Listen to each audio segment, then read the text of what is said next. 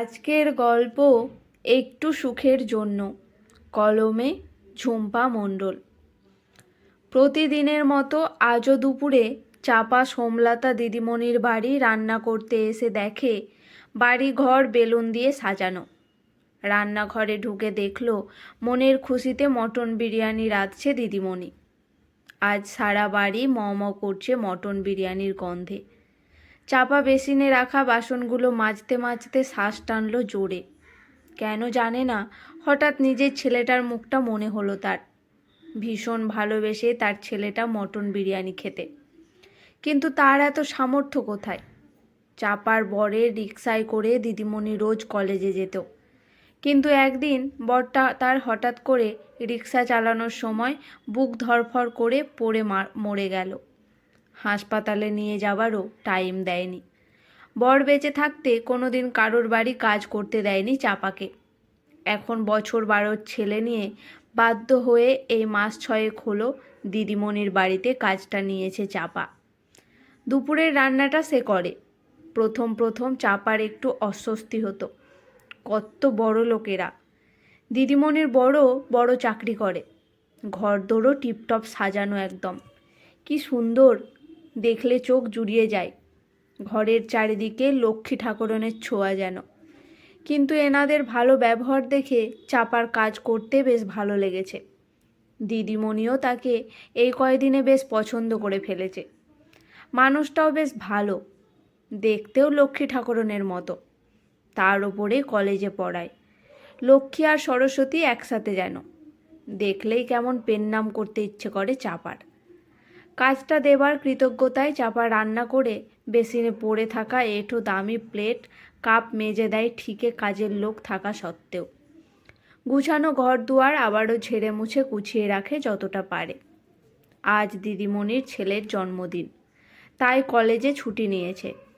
দিদিমণি রাতছে দেখে চাপা রান্নাঘরে সব গুছিয়ে বাড়ি চলে যেতে চেয়েছিল, কিন্তু সোমলতা তাকে যেতে দেয়নি।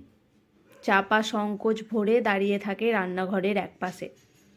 দিদিমণির ছেলেটাও মায়ের মতোই সুন্দর।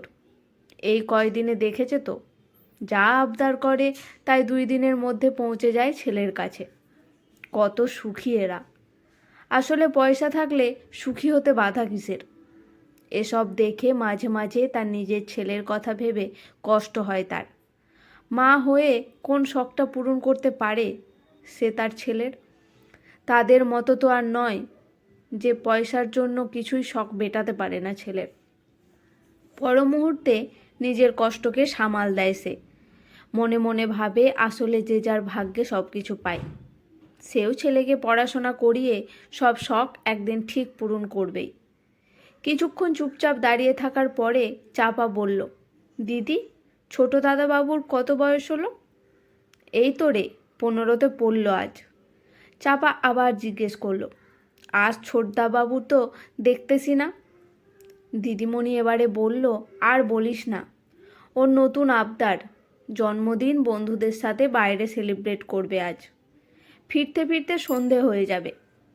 কথা শেষ হতে না হতে সুদেববাবু টিভি ঘর থেকে চেঁচিয়ে বলল, ভালোই তো গন্ধ ছড়িয়েছ গিন্নি মটন বিরিয়ানিটার। ছেলের জন্য শেষমেশ খেয়েই ফেললে তুমি। দিদিমণি তৃপ্তির হাসি হেসে চাপাকে বলল, ছেলের জন্য আরও যে কত কিছু রান্না শিখতে হবে আমার কে জানে।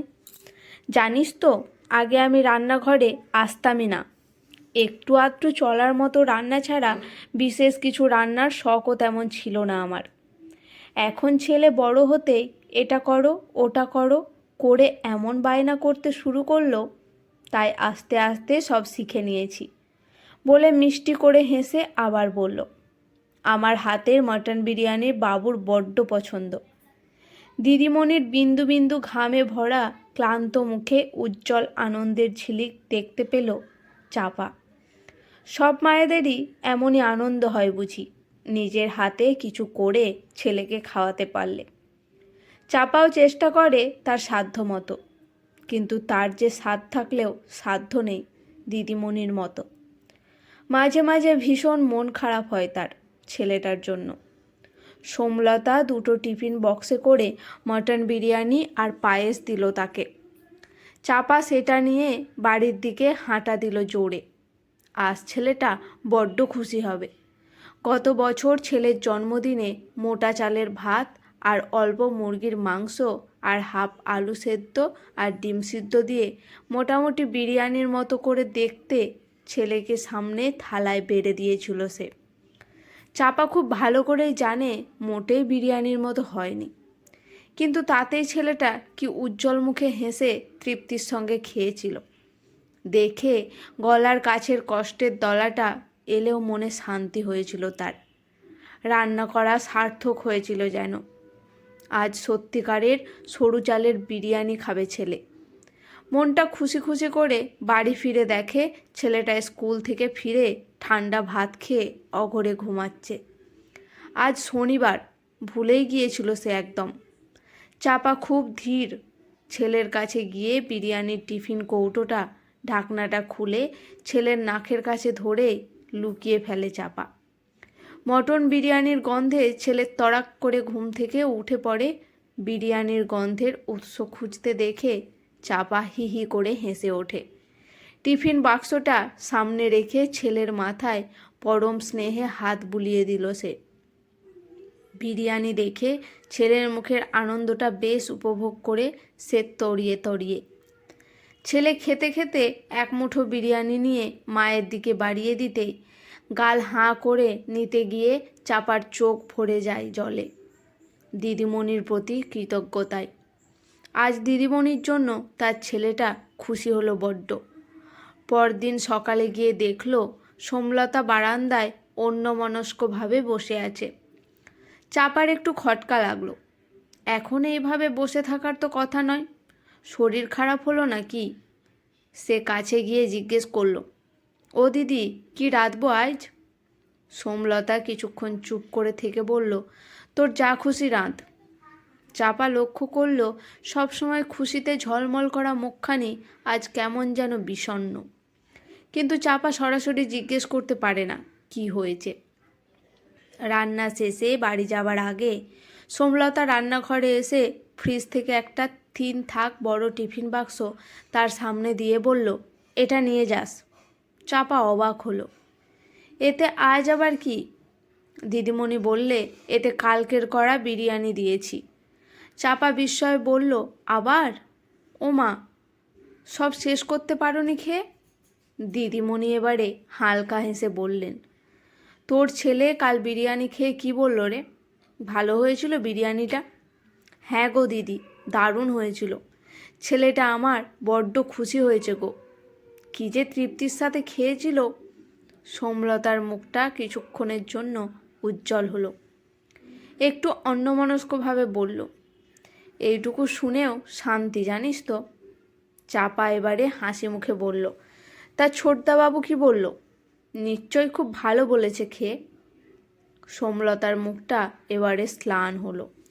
বলল, ছেলে রাতে বাড়ি ফিরে এসে কিছুতেই খেতে চাইল না। বন্ধুদের সাথে খেয়ে পেট নাকি ভর্তি ওর। বলে একটা চাপা দীর্ঘশ্বাস ফেলল সোমলতা। চাপা অবাক হয়ে বলল, কিচ্ছু খেলুনি? একটুও না? না রে, বাইরে থেকে খেয়ে এসেছে, তাই আমিও বিশেষ জোর করিনি। বলে আলতো হাসলো সোমলতা। কিছু হয়নি এমনভাবে আবার বলল, আমরাও তাই আর খাইনি, ওর জন্যই করেছিলাম। ও যখন খেতে পারলো না তখন আর। চাপার মনটা ভরে গেল খারাপ লাগায়। বুঝতে পারল দিদিমণির মনের কষ্টটা। দিদিমণির চোখের কোণে একটু জল দেখতে পেল। সে নাকি। সোমলতা তার হাতে টিফিন বক্সটা দিয়ে বলল, পুরোটা ভরে দিয়েছি টিফিন বক্সে। ওপরের বক্সে পায়েসও আছে। তারপর কিছুক্ষণ চুপ করে থেকে হাসি মুখে বলল, তোর ছেলেটা তৃপ্তি করে খেলেও আমি খুব খুশি হব রে, শান্তি পাবো একটু হলেও। দিদিমণির মুখটা দেখে চাপার ভীষণ কষ্ট হলো। এত কষ্ট করে আনন্দ করে রান্না করার পরে ছেলে একটুখানিও খেলুনি। ছেলে খেয়ে একটু ভালো বলবে সেই আশা করেই তো মা যে কত আনন্দে করে ভালোবাসা করে রান্না করে, সেইটুকু বুঝলুনি? সেইটুকু সুখ মাকে দিতে পারলুনি? চাপা টিফিন বক্সটা নিয়ে বাড়ি যেতে গিয়ে বুঝলো কালকের মতো বিরিয়ানি পাবার আনন্দ আজ তার হচ্ছে না কিছুতেই। কিন্তু সে কি করবে? দিদিমণির এত ভালোবেসে রান্না করে দেওয়া বিরিয়ানি না নিয়ে এসেও তো পারে না সে। তাছাড়া তাদের মতো গরিবের এত সব ভাবলে চলে না। বড়লোকের ছেলেদের অঢেল থাকে, তারা বাইরে বন্ধুদের সাথে মজা করে খেয়ে দিয়ে এসে মায়ের ভালোবাসায় গড়া খাবার খেতে অস্বীকার করতে পারে, কিন্তু তাদের ঘরের ছেলেদের সেই সুযোগ কোথায়? ভাগ্যিস তাদের সেই সুযোগটুকু নেই। তাই আজ প্রথম নিজের অবস্থার, নিজের ভাগ্যের ওপরে বড্ড গর্ব হলো চাপার। আজকের এই ছোট্ট গল্পটি আপনাদের কেমন লাগলো অবশ্যই জানাবেন। ভালো লেগে থাকলে পাশে থাকবেন।